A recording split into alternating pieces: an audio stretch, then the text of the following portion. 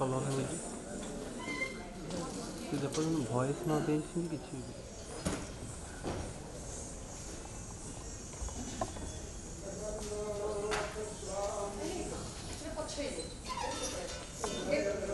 नीलाद्रुशङ्खमध्ये सतदलकमलिरत्नसिंहासनस्थं सर्वालङ्कारयुक्तं नवघनरुचिरं सञ्जूतं चाग्रजेनं भद्राया वामभागे रथचरणयुतं ब्रह्मरुद्रेन्द्रवन्द्यं देवानां सारमीशं सुजनपरिवृतं ब्रह्मदारुं भजेम्यहम् न दैव पार्थराज्यं न च कनकमणिक्यविभवं न जाचिरं रम्यं सकलजनकाम्यं वरवधुं सदा काले काले प्रमुतपतिनो गीतचरित जगन्नाथ स्वामी नयनपथगामी भवतु मे शुभं करोति कल्याणम् आरोग्यं सुखसम्पदा शत्रुवृद्धि विनाशाय दीपं ज्योति नमस्तुते।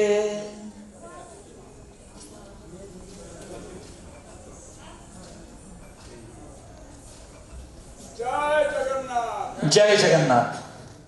आम अतिथि मान नवेदन रखू मंचर मध्य भाग को आसी ईश्वर आवाहन पर अतिथि देव भवर परंपरा आम पुष्पगुच्छ दे वरेण्य अतिथि निकट में आम श्रद्धा और सम्मान को निवेदन करूँ। आम गुरु श्रीमती प्रतिभा पंडा महोदय को खूब नम्रतार सहित निवेदन रखू अतिथि देव भवन न्याय अतिथि निकट में ये पुष्प दे आशीष साउंटी ने आम अनुष्ठान पाई।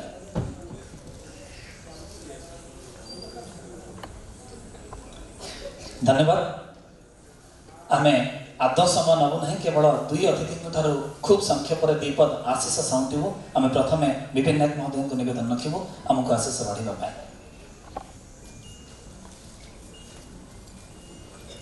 धन्यवाद। आज ये जो कार्यक्रम अति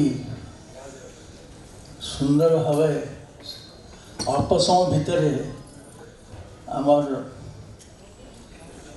यांकर जी संपादक ये अनुष्ठान से अति समय भितर कम समय भितर अरेंजमेंट कर सरकार कोविड नियम भितर ये सब जिनस पालित होसे प्रथम धन्यवाद देवी। मु परदिन ठार कही से कही ये जिनस कम हम कमिटी हम कम हम काली काली आउ गोटे फंक्शन में मुझे बालीपाटना सेठी मु खबर रखुली जे बंद हो किंतु मत पुणी कहगला राति ये हम तेणु भगवान करंतु ये जो अनुष्ठान जो आम 64 समस्ते आम गोटे मैडम आतिथ्यता नुहे ये जो कहीं कहे आपण मैंने अनुभव करेंगे ये 64 जो आम समस्त मनुष्य तेणु आपण धन्यवाद समस्ते आज अल्प समय समस्त पहुँचे तेणु ये हूँ आमर प्रति अति गोटे निहाती प्रति आमर गोटे जे जमी आम कहते जे सी आम गोटे निहाती सदृश तरफ तेणु आपण मैंने धन्यवाद रोचे धन्यवाद।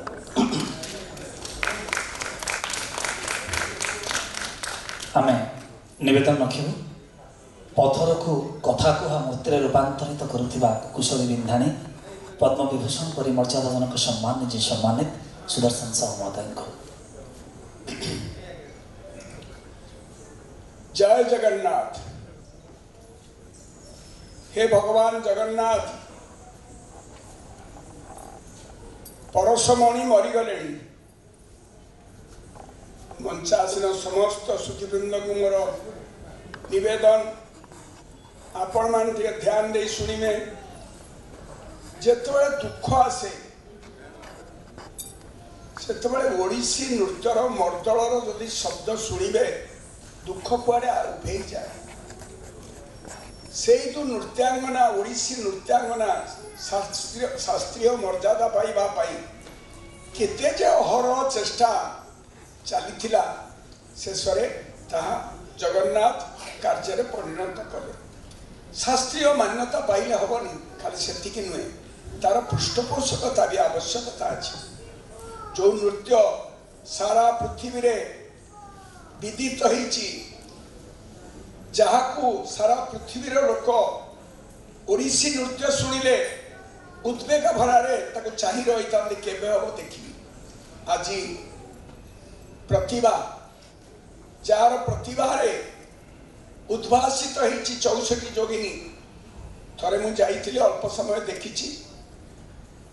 64 ଯୋଗିନୀ ବିଶେଷ ଦୂର ନୁହଁ, ଏଠୁ 25-30 କିଲୋମିଟର ଦୂର। ଆପଣମାନେ ଯାଇଛନ୍ତି କି ନାହିଁ ଦେଖିବେ।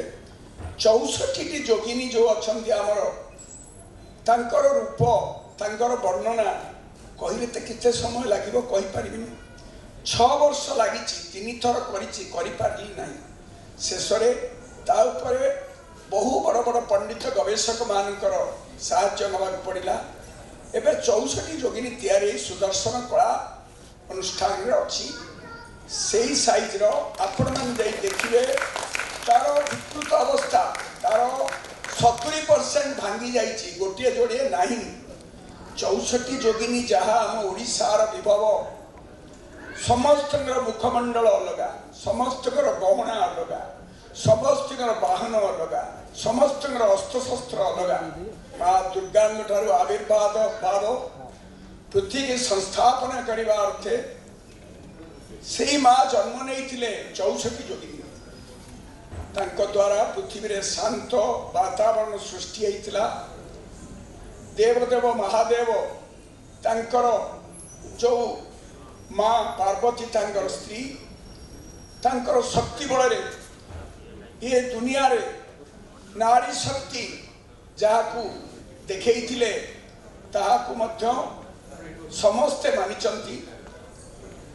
ବେଦ ପୁରାଣରେ ଯାହା ବର୍ଣ୍ଣନା ଅଛି, ଶକ୍ତି ରୂପା ମା, ସେଇ 64 ଯୋଗିନୀର ଯେଉଁ ବିଭବକୁ ପ୍ରତିଭା ପଣ୍ଡା ତାଙ୍କ ଜୀବନର ମାନସ ପୁତ୍ର କରି ତାକୁ କିଭଳି ଭାବରେ ଆଜି ଦେଖେଇବେ, ଆପଣମାନେ ଦେଖିବେ। ମୁଁ ବି ଜାଣିଛି 64 ଯୋଗିନୀ କି ଯେଉଁ ତାଙ୍କର ଭାବ, ତାକୁ ପରିପ୍ରକାଶ କରିବା ବହୁତ କଷ୍ଟସାଧ୍ୟ ଜିନିଷ।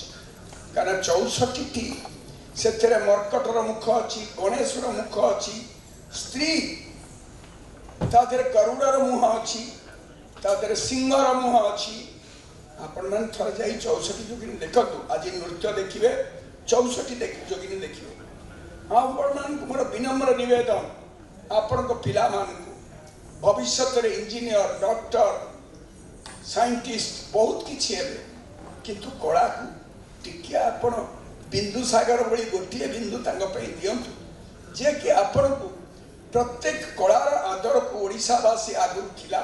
ନହେଲେ କୋଣାର୍କ ପୁରୀ ମନ୍ଦିର, ଏ ଲକ୍ଷ ଲକ୍ଷ ମନ୍ଦିର, କୋଣାର୍କ ଭଳି ଯେଉଁ ସୁନ୍ଦର ଜିନିଷ ଆଜି ମନ୍ଦିର ମାଳିନୀ ଭୁବନେଶ୍ୱରରେ ସାରା ପୃଥିବୀକୁ ଆକୃଷ୍ଟ କରୁଛି ଆସିବା ପାଇଁ, ତାର ଐକ୍ୟକୁ ରକ୍ଷା କରିବା ପାଇଁ ଆପଣ ହିଁ ଭବିଷ୍ୟତ ବଂଶଧରମାନେ ତାକୁ ରଖିବେ। ଏ କଳା ଚାତୁରୀ, ଏ ନୃତ୍ୟ ଭଙ୍ଗୀ, ଏ ଭିତରେ ଯେଉଁ ରସ ଛନ୍ଦ ଅଛି, ତାକୁ କିଭଳି ଭାବରେ ଆଜି ନୃତ୍ୟଙ୍ଗାନା ମାନେ ଆପଣଙ୍କୁ ପରିଦର୍ଶନ କରାଇବେ। ମୋ ନାତି ଆଜି ଆପଣଙ୍କୁ ପରିପୃଷ୍ପ ଭାବରେ ବୁଝେଇଛି, ଆଗକୁ ବି ବୁଝେଇବ। କିନ୍ତୁ ମୋର ଆଜି ଏ ଯେଉଁ 64 ଯୋଗିନୀ ଉତ୍ସବକୁ ଆଜି ଏଠି କରାଗଲା, ସେଠିକି ତ ବିଶେଷ ଲୋକ ଯାଆନ୍ତିନି। ଆଜି ଆପଣମାନେ ଏଠି ଦେଖିବେ। ଯଦି ଆସନ୍ତା ବର୍ଷ କୋଭିଡ କମିଯାଏ, ଜଗନ୍ନାଥ ଯଦି ହଟେଇ ଦିଅନ୍ତି, ପୁଣି ସେଇଠି ଉତ୍ସବ ହେବ। ଆପଣମାନେ ନିଶ୍ଚିତ ଯିବେ। ପ୍ରତିଭା ପଣ୍ଡାକୁ ଉତ୍ସାହିତ କରିବେ। ଯେଉଁମାନେ ନୃତ୍ୟାଙ୍ଗନା ଆଜି ନୃତ୍ୟ କରିବେ, ପୁଅ ହଉ ଝିଅ ହଉ, ସମସ୍ତେ ଜଣେ ଜଣେ କୁଶଳୀ ଶିଳ୍ପୀ। 1200 ବଢ଼େଇ ସିନା କୋଣାର୍କ କରିଥିଲେ, ସେଠି ଯେଉଁ ସେମାନଙ୍କୁ ରସ ଛନ୍ଦ ଲାଳିତ୍ୟ ଦେଉଥିଲା, ସେହି ଓଡ଼ିଶୀ ନୃତ୍ୟ ସଙ୍ଗୀତ ରାଜା ତା ପାଇଁ ବ୍ୟବସ୍ଥା କରିଥିଲେ। ଶିଳ୍ପୀମାନଙ୍କ ଗ୍ରାମରେ ନୃତ୍ୟ ସଙ୍ଗୀତ ହେଉଥିଲା, ସେଠି ମଧ୍ୟ ବହୁତ ଆନନ୍ଦ ପ୍ରମୋଦ ହେଉଥିଲା, ନୃତ୍ୟ ଉପରେ ଗବେଷଣା ମଧ୍ୟ ହେଉଥିଲା।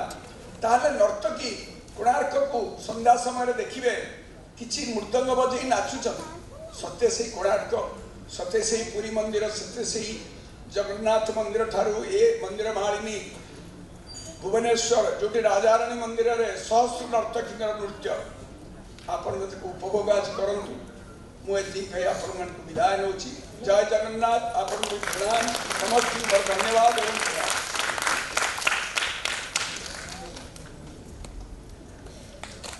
कार्यक्रम को सारा पूर्व आम गहन उपस्थित अच्छा डॉक्टर अत्याशा दास IITM प्रोफेसर भाव जो कार्यरत वृत्ति और प्रीति उभय पर्यटन सहित जड़ित अच्छा जड़े सुदक्षा कंठशिल्पी ए मंच अनेक बार मीठा मीठा गीत संचरित आपन हृदय हृदय पर्यंत डॉक्टर अत्याशा दास पुणी एक भव्य करताली जड़े प्राध्यापिका भाव में नुहति जड़े एडमिनिस्ट्रेटिव ऑफिसर भाव में नुहति कि जड़े कंठशिल्पी भाव में नुहति बरम अक्षर सहित जन्म कलम सहित परिवर्तन तेणु बही सहित जीवन एक अविच्छेद्य अंग बही देखी देखी जन्म होता छुआ तेणु से कलम भी चिरस्रावी किंतु कलम पर्यटन सहित केमी ढल जाए से 64 जोगिनी एक बही हीरापुर जो बही ताहा त्रयोदश अंतर्जातीय 64 जोगिनी महोत्सव में पाठकार्पित होता आज आउ दुईटी बही जहाँ निजस्व सृष्टि आज ताहा पाठकार्पित हम मुझे कही रखे जेमिति भुवनेश्वर 12-13 किलोमीटर दूर में हीरापुर 64 जोगिनी ठीक सेमिति आउ एक 64 जोगिनी मंदिर टिके बृहत्कार मंदिर ताहा रानीपुर झरियाल पश्चिम ओडिशा रे अछि तेणु ओडिशा रे दुई विभव को से अति निकटर देखी गवेषणा करिसेंती मां का प्रति समर्पित होइसेंती एवं मां का पई रचना करिसेंती दुईटी पुस्तक गोटे 64 जोगिनी पोएम बा तांका पई काव्य एवं आउ गोटे रानीपुर झरियाल पई ए दुईटी पुस्तक जेहेतु मंदिर सहित ओडिशार भास्कर्य कलार विदग्ध स्थापत्य जे मान गहन उपस्थित अच्छा मुझे कहूली पथर पद्म विभूषण पर्यंत प्रलंबित यात्रार महानायक नियाण मनरे पथर को कथा कहबार सामर्थ्य रखते पर्यटक अटकवाई बाध्य हुए भास्कर्य कथार तेणु आज वरेण्य अतिथि मान कर कमल से दुईटी पुस्तक को आम आपण मान उत्सर्गीकृत करूँ मो निवेदन रखी आर्टिन स्टील केउंझर निर्देशक डॉक्टर सुभाषिष दास महोदय अच्छा आम गहन स्टील रे काम कले भी पथर हृदय किंतु लुहा नुहे हृदय किंतु कोमल तेनाली आउ एक भव्य करताली श्री ईश्वर आशीष ये पुस्तक उन्मोचन अवसर में आम निहाती भाव में नम्रतार सहित निवेदन रखू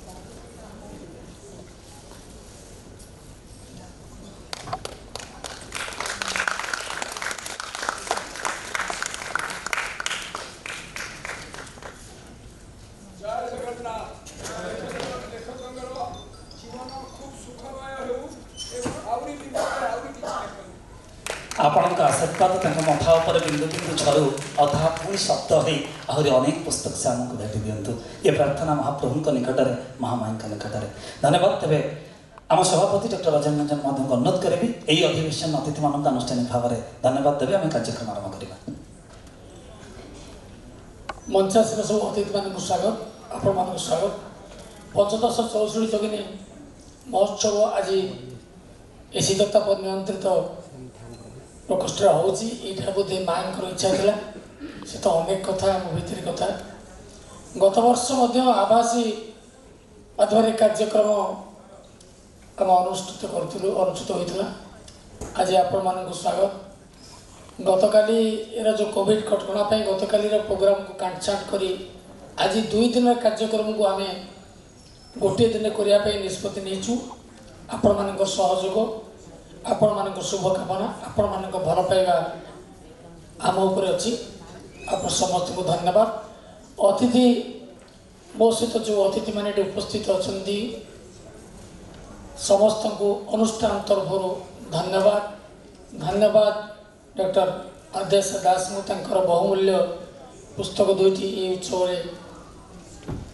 लोकार्पण आमको सुजोग दे धन्यवाद। जय जगन्नाथ। आम अतिथि मानकर अनन्य उपस्थिति अनेक अनेक कृतज्ञता अर्पण करी खूब नम्रतार सहित मंच मेलाणी दे निवेदन रखी मंच सम्मुखें आसन अलंकृत करेंगे और आम कार्यक्रम को आगक नवा।